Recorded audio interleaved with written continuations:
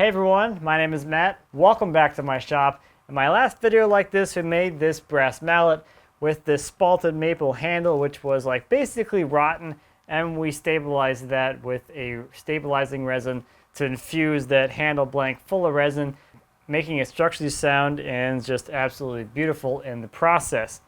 This video is going to be in kind of the same vein as that one.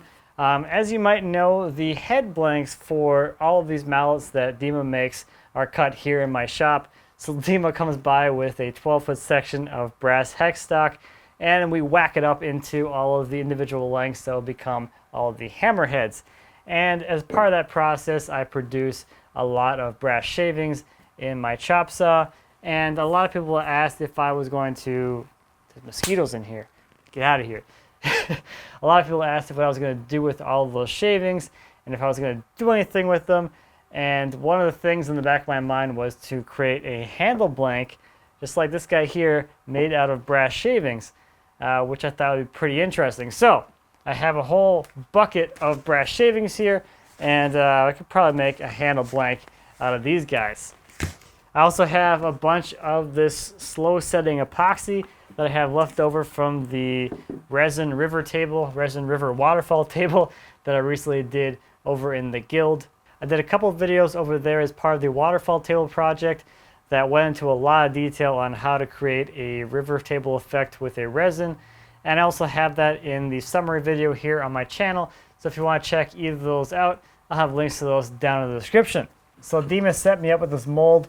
This will create a blank that is the correct size to make a handle. So I can use this to create the blank. I can mix the resin and the brass shavings in here, let it cure, and then we'll have a blank for him to turn on the lathe to make a sweet brass on brass hammer, I guess.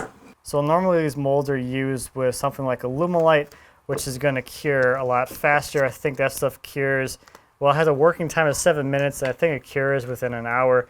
So its viscosity goes from super liquid to kind of solid and gelatinous in just a few minutes.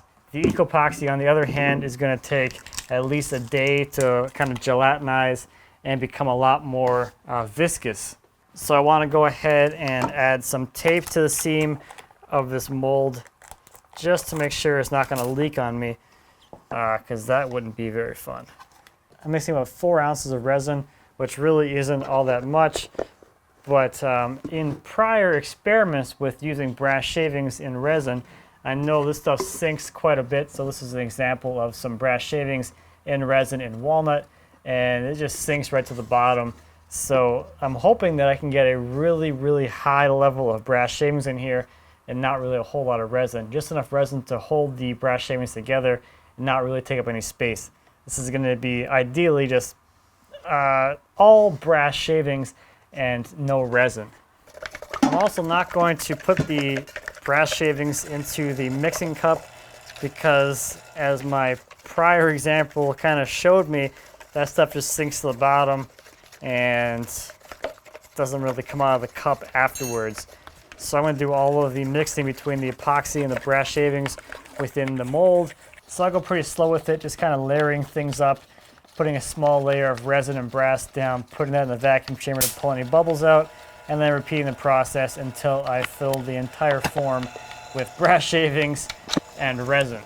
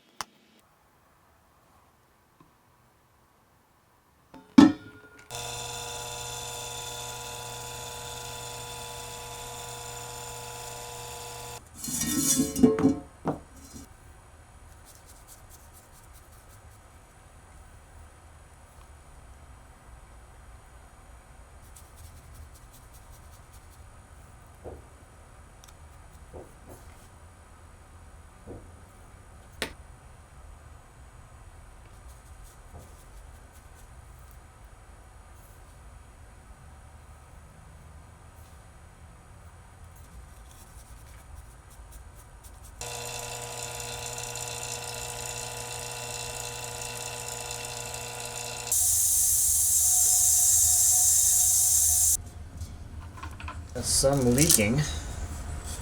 Bring that up. Very heavy.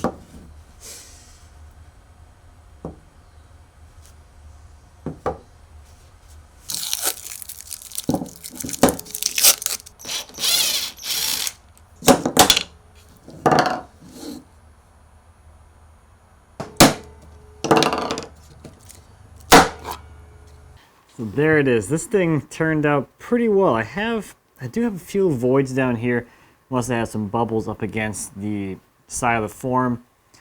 But I guess we'll find out if there are any voids once this thing gets turned. But it just looks ridiculous, and it is really heavy. I just weighed it, and this thing weighs 18 ounces, so this actually weighs more than the blank or the stock for the heads. So we'll see how much it weighs once thing is all said and done. But it just looks really awesome. There's so much stuff going on in here.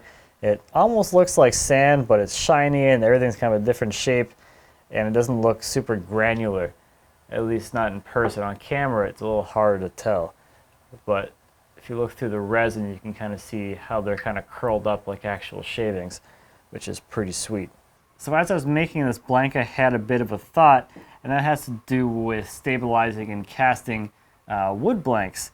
And my thought here was that since we have these slow setting epoxies, would it be possible to stabilize and cast a piece of wood all in one step? So using a piece of wood from that last set, that soft rotten maple, this one wasn't a complete piece. It has a big chunk missing from it right here.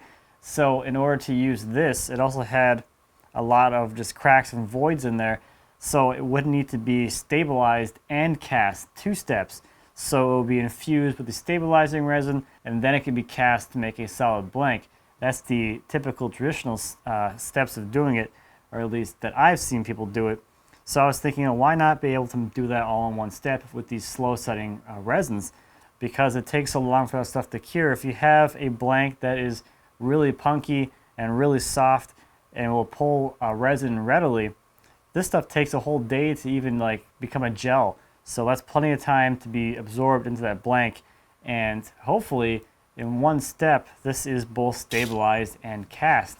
So we'll have the wood areas that are going to be really strong and reinforced with the resin, and the areas where there is no wood, like over here, they'll have a clear resin, and you'll be able to see all of the defects and cracks and holes in there. So I thought that could be pretty interesting as well. So these are ready to go for turning. So I'm going to get the threaded rods installed in these, and then we can head over to Dema's shop, and he will turn these into hammer handles. I'm really interested to see how both of these turn out. The spalted maple one is going to be a very easy thing for him to turn, and we'll be able to see the result pretty quickly.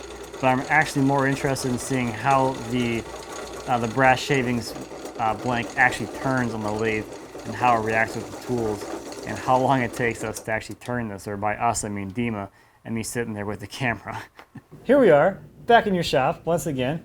I wanted to get your, before you turn them, because you actually have a lot more experience with stabilizing and casting than I do. Just a little bit.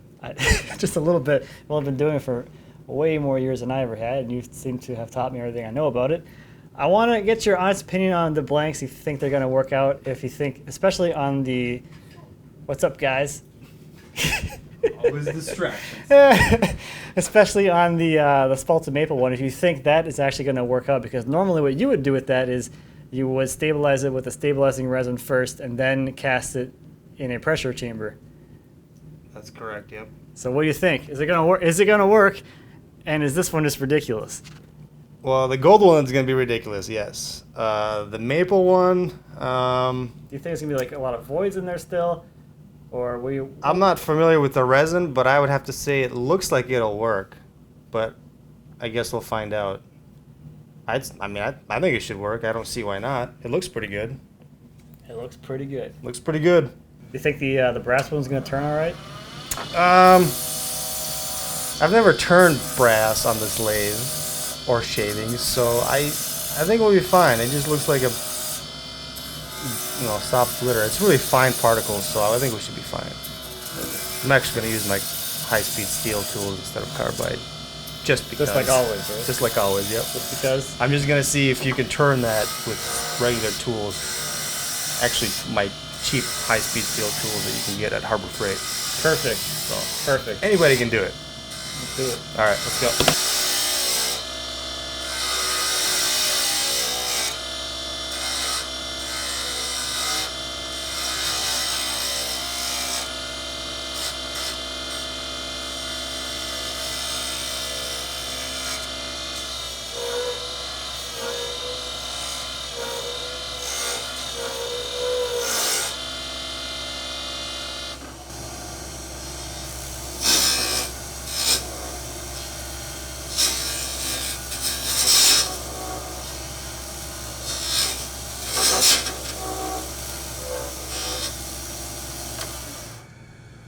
I can tell a difference when I go into the woods. It cuts much faster.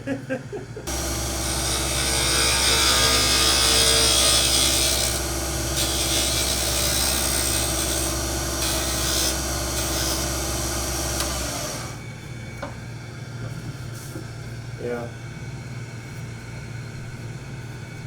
All right, ready? Oh.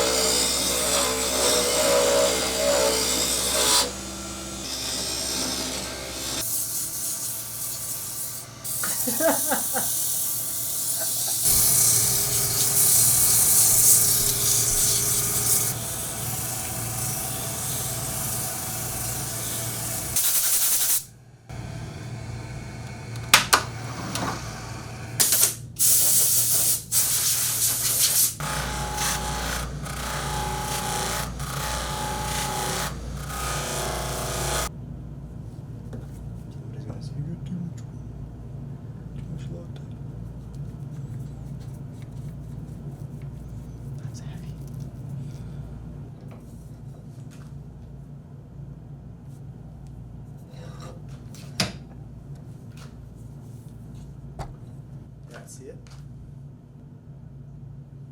So how'd these turn out? Well, this one doesn't have a head on it, so let's take a look at it first. I do have some areas that did not get stabilized. They're still pretty punky and soft, which is interesting because like these areas leading up into here, these are all stabilized and super hard, but it's almost like the spalt lines block the resin from getting through to these areas over here, which is kind of interesting, but for the most part, it actually did stabilize the majority of the blank.